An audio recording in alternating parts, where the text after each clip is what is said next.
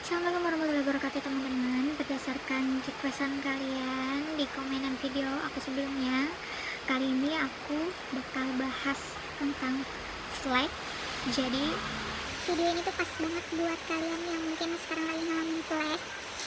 Mungkin kalian bingung nantinya bakal seperti apa, apakah kalian khawatir dan bagaimana. Pokoknya kalian tonton aja, karena video ini tuh bermanfaat banget buat kalian yang saat ini mungkin lagi flag. Oke, langsung aja ke videonya. Jadi teman-teman, di video kali ini tuh aku bakal bahas semuanya tentang pengalaman aku. Jadi ini tuh pure dari pengalaman aku, bukan berdasarkan aku tanya pengalaman teman aku atau misalnya aku browsing-browsing dan lain sebagainya, bukan. Dan yang perlu kalian tahu, pengalaman dari aku bukan berarti sama dengan pengalaman kalian, atau mungkin karena berbeda mungkin kalian kira aku bohong dan lain sebagainya. Pokoknya ini tuh intinya pure dari pengalaman pribadi aku. Oke? Oke, jadi di video kali ini seperti biasa aku bakal catat di sini biar kalian tahu apa isi dari video kali ini.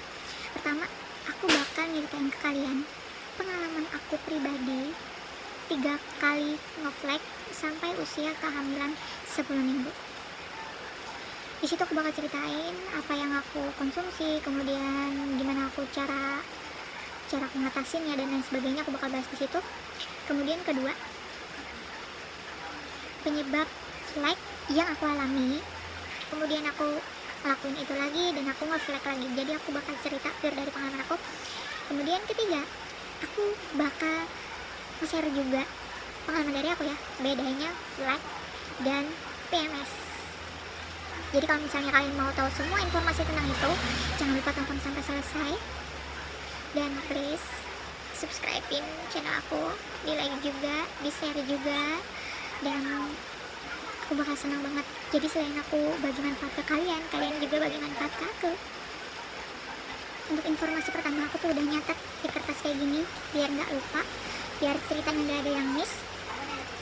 Jadi aku flag pertama kali, dan itu jadi salah satu tanda kalau aku tuh sedang hamil, itu tanggal 1 Oktober. Aku kasih catatan sini. Tanggal 1 Oktober itu aku nge-flag pertama kali dan selama 4 hari. Jadi dalam 3 hari itu aku kira kan tadinya aku PMS, soalnya dia nggak netes-netes. Dia itu sedikit enggak dan nggak terlalu banyak. Kalau misalnya biasanya aku PMS normal, 1 hari itu aku selalu harus ganti pembalut, dan ini enggak. 1 hari itu pembalut aku bisa tahan sampai seharian, nggak perlu ganti pembalut. Dia nggak gumpal sama sekali, nggak yang kayak biasa. Cuman kenapa aku ngiranya itu PMS, karena dia nggak sesedikit itu gitu loh. Oke, udah ngerti tentang itu.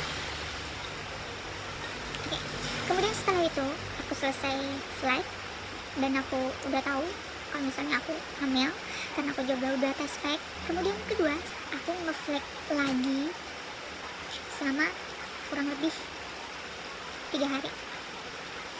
Dan setelah itu aku pergi ke dokter, aku dikasih penguat kandungan yang harganya itu 250.000. Jadi penguat kandungan itu kayak, kalau kalian pernah lihat telur cicak, lebih besar sedikit daripada itu, bentuknya agak jeli-jeli gitu. Dan aku nggak nyoba untuk nyobek atau kayak gimana sih, tapi kayaknya dalamnya cair kayak gitu. Dan itu nggak ada rasanya apa-apa, konsumsi juga enak-enak aja. Aku dikasih itu, harganya 250.000. Kemudian aku konsumsi itu dan ya aku nggak nge-flag lagi, alhamdulillah. Tapi setelah aku berhubungan badan dengan suami aku, besoknya aku nge-flag lagi selama 2 hari. Selama 2 hari aku nge-flag lagi, dan aku tetap terusin minum obat karena obatnya juga belum habis. Kemudian ketika usia kehamilan aku 8 minggu, di situ aku ngalamin flag lagi, dan itu juga selama 2 hari aja, aku nggak ke dokter. Kemudian waktu usia kehamilan aku 10 minggu, itu adalah flag terparah aku. Aku nge-flag selama 7 hari. Mungkin kalian bayangin ya, kalau ngeflex selama 7 hari itu otomatis ya habis dong keluar semua. Enggak, karena ngeflex selama 7 hari itu aku cuma netes-netes, sehari paling 2 tetes gitu, besoknya netes lagi, netes lagi, netes lagi sampai 7 hari, kemudian aku berangkat ke dokter lagi. Aku kira kan kayak flex sebelumnya yang aku biarin 2 hari dengan aku bed rest itu bakal bersih, bakal nggak ngeflex lagi, tapi enggak. Kemudian aku ke dokter, dikasih lagi penguat kandungan yang sama kayak yang pertama aku dikasih, tapi dokter lebih menyarankan aku untuk nggak kerja. Dia ngasih aku surat izin untuk nggak kerja selama 1 minggu, bed rest selama 1 minggu.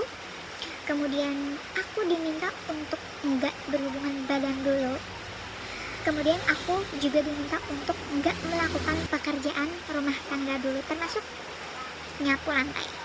Jadi kata dokternya jangan melakukan sesuatu yang bikin otot rahim kita itu kayak ada gerak gitu. Jadi aku diminta untuk bed rest selama 1 minggu, dan itu benar-benar aku lakuin. Aku turun dari kasur cuma sekadar buat pipis dan BAB, itu aja. Dan itu pun aku turun dari kasurnya juga pelan-pelan, jalannya pelan-pelan, namanya juga mau dijaga benar-benar ya kan. Kemudian pada saat aku flex selama 7 hari itu aku ngalamin kram. Aku ngerasain kram kok kayak mau PMS ya. Aku takut banget kalau misalnya janin aku kenapa-napa.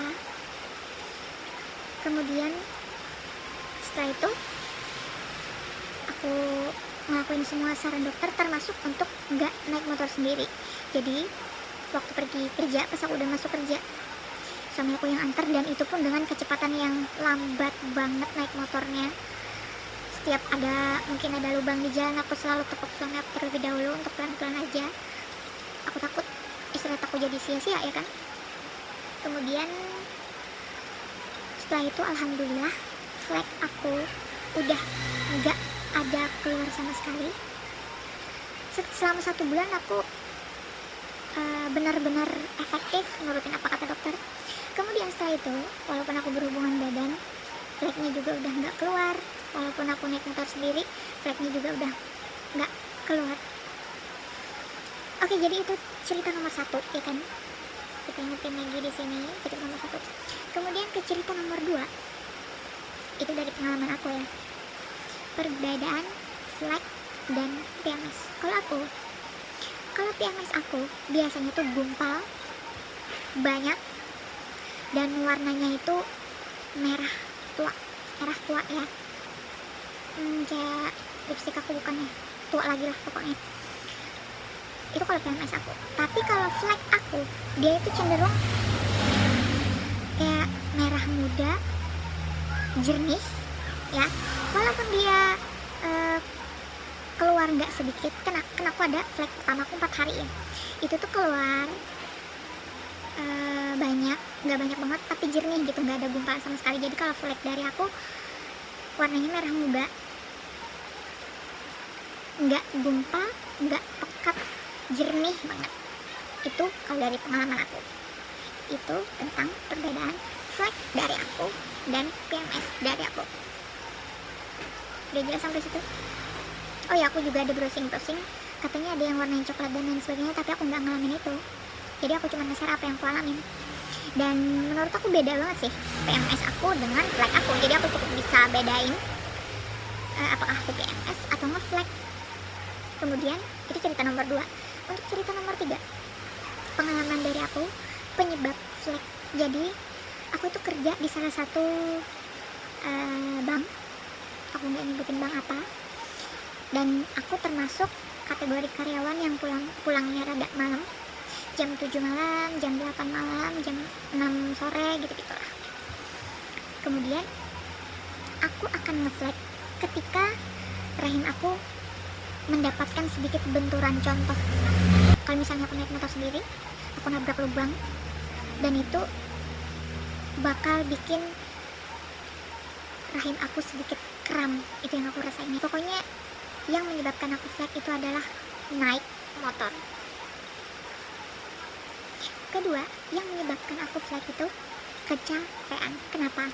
Karena ketika aku disuruh bed rest, flagnya tuh nggak keluar, sama sekali nggak keluar. Jadi asumsi aku yang bikin aku nge-flag itu ya emang karena aku kecapean. Kerja aku sampai jam 6 sore, sampai jam 8 malam. padahal kerjaan aku ya nggak kayak kayak kuli itu kayak gitu, enggak, cuman ya kan kalau misalnya ibu hamil itu rada-rada lesu gitu kan ya. Kemudian ketiga yang bikin aku nge-flag itu adalah karena aku berhubungan badan dengan suami aku. Karena ketika aku disarankan dokter untuk nggak berhubungan terlebih dahulu, aku emang nggak nge-flag lagi. Itu sih kalau misalnya pengalaman dari aku. Jadi semoga ini tuh bisa bermanfaat buat kalian. Dan alhamdulillah selama aku nge-flag dan saat ini usia kandungan aku udah 8 bulan lebih, alhamdulillah anak aku baik-baik aja, nggak kurang suatu apapun. Saran dari aku buat kalian yang nge-flag, kalian sendiri yang benar-benar bisa memahami apa yang dibutuhkan oleh badan kalian, termasuk oh ya badan aku ini perlu istirahat, oh ya aku perlu ini, aku nggak usah gerak dulu, itu kalian yang atur. Memang kita punya Allah, semuanya udah ditakdirkan. Tapi kalau misalnya kita nge-flag terus kita tetap kerja dengan alasan kewajiban, itu emang berarti kita sengaja untuk nggak jaga kandungan kita dong. Jadi aku doain buat kalian yang lagi nge-flag, semoga flagnya cepat sembuh, cepat reda, cepat selesai. Aku saranin untuk ke dokter, karena kalian bakal dikasih penguat kandungan sama dokter. Kemudian jangan browsing sesuatu yang negatif yang bikin pikiran kalian itu makin stres. Contohnya flag itu menyebabkan cacat janin dan lain sebagainya, bla bla bla segala macam, tanda-tanda hamil kosong, tanda-tanda hamil anggur. Jangan mensugestikan pikiran kalian untuk nonton-nonton yang kayak begitu, karena ibu hamil itu perlu sugesti-sugesti positif. Jadi saran aku, kalian lebih baik nggak melakukan sesuatu yang bikin kalian tuh malah tambah nggak baik. Misalnya kalian malah jadi tambah cemas dan lain sebagainya. Pokoknya hal-hal kayak gitu nggak usah dilakuin. Cukup lakuin aja hal-hal yang membuat kalian itu lebih semangat, membuat mood kalian lebih bagus. Cukup itu aja tugas kalian kalau kalian lagi ngalamin flag. Oke, mungkin segitu aja video aku hari ini. Untuk video aku selanjutnya, karena saat ini usia kandungan aku sedang menginjak usia 8 bulan, saat ini aku sedang ngerasain banyak perubahan. Nanti aku bakal rekap semuanya dari awal aku hamil sampai usia aku mendekati 9 bulan. Aku bakal rekap semuanya apa aja yang aku alamin. Entah misalnya tangan aku rasanya kebas, kemudian payudara aku sakit, kemudian jerawat aku tumbuh. Nanti aku bakal cerita semuanya. Jadi jangan lupa buat kalian yang mungkin perlu banyak informasi masalah kehamilan, jangan lupa subscribe channel aku, like video ini, share juga buat teman-teman kalian. Terima kasih udah nonton. Assalamualaikum.